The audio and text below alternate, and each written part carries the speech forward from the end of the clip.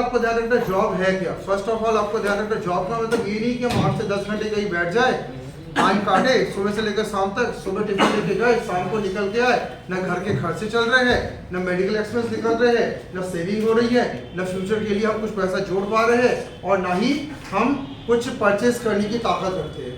Job का मतलब आपको ध्यान रखना है एक ऐसा वर्क जिससे आपकी सारी ज़रूरतें पूरी हो। और अभी आपकी कितनी ज़रूरतें हैं ये बताइए। अभी एक यंगस्टर होने के नाते आपको इस समय कितनी ज़रूरतों को पूरा करना होगा पहले बताइए। ये थोड़ा सा आप लोग का सवाल है, जॉब क्योंकि आपको चाहिए, मुझे नहीं। कितनी ज़रूरत आपकी अभी आपकी पूरी होनी चाहिए बताइए आप।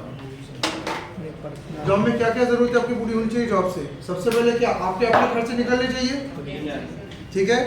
दूसरा क्या, सेकंड, बुरे वक्त के लिए पैसा भी तो थोड़ा बचा के रखना है। मान लो कि अगर कोई बहुत तबीयत खराब हो जाए या कोई एक्सीडेंट हो जाए, उसके लिए पैसा बचना चाहिए। तीसरा, कुछ इन्वेस्टमेंट भी आपको करना है कि कोई शेयर में आपने पैसा लगा लिया, आपने म्यूचुअल फंड में पैसा लगा लिया, कहीं थोड़ा पैसा आपको रखना पड़ेगा ना कि इन्वेस्टमेंट करके रखो, कल किसने देगा। चौथा, कुछ खरीदने की भी प्लान रहता है लोगों का कि भाई हम कुछ फर्नीचर खरीदे, कुछ गाड़ियाँ खरीदे, कुछ बिल्डिंग्स खरीदे, कुछ रेंट पे हम चीज़ें खरीदे, हमें कुछ परचेस करने की भी इच्छा होती है। और पांचवा इंपॉर्टेंट आपको ध्यान रखना है, जॉब में से कुछ पैसा आपको निकाल के आगे पढ़ने के लिए भी हमें रखना होता है।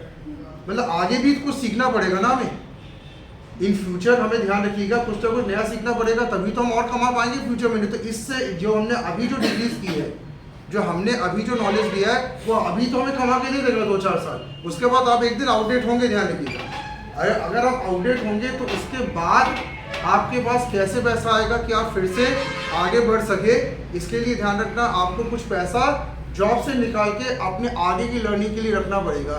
मेरा एक सवाल आपसे ये है कि जो आप कैजुअल जॉब प्लानिंग करते हो, कैजुअल जॉब प्लानिंग मतलब जितनी की भी जॉब मिले, 4,000 की मिले ठीक है, 5,000 की जॉब मिले ठीक है, 6,000 की जॉब मिले ठीक है, आपकी कैजुअल जॉब प्लानिंग क्या आपके आने वाले फ्यूचर को जो सपोर्ट कर सकता है, क्या आपके आने वाले फ्यूचर को सेट कर सकता है।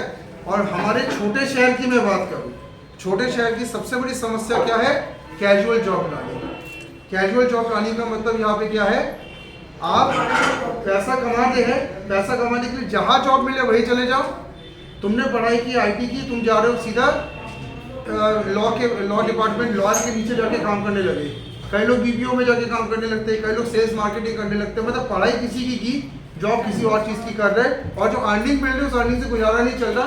वो तो धन है कि पिताजी और माताजी के पास पैसा है तो ज़िंदगी चल जा रही है। अगर माता पिता में से किसी को एक को हो गया, या अर्निंग मेंबर अगर जिस घर में रिटायर्ड हो जाता है, जॉब लॉस कर देता है, ख़त्म हो जाता है, उसके बाद आप जैसे बच्चे बन जाते हैं घर की लाइबिलिटी।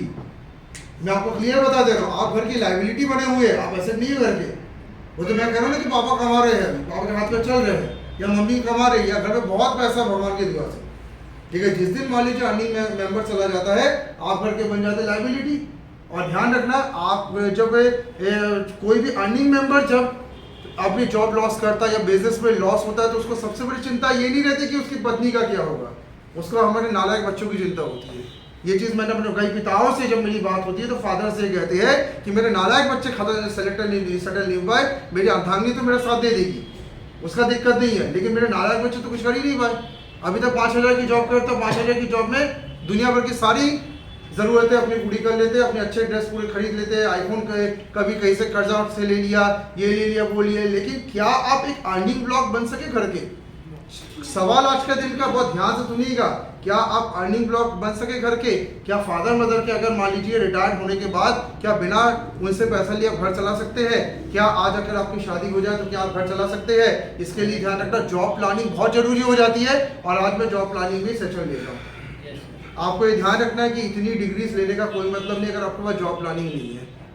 और दुख के साथ मुझे कहना पड़ता है कि हमारे जबलपुर और छोटे शहरों की बर्बादी का मेन कारण क्या, हमारे यंगस्टर्स 5,000 की जॉब में खुश है।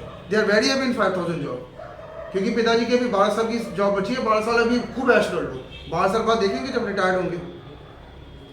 तो ऐसे बच्चे ध्यान रखना, अपने घर के लिए लाइबिलिटी बन रहे हैं, दे आर द लाइबिलिटी। आपने खर्चा पापा ही उठा रहे हैं बैठ के उल्टा, आप थोड़े ना पापा को खर्चा दे रहे हैं, और पूरे जीवन का खर्चा तो पिता ने उठाया आपने। तो हमें जॉब प्लानिंग कैसे करनी है, आज हम लोग इस सेशन में ये चीज़ देखने वाले हैं। और ध्यान रखिएगा, ये प्लानिंग आपकी एज में की जाती है, मेरे एज में आके नहीं करेंगे।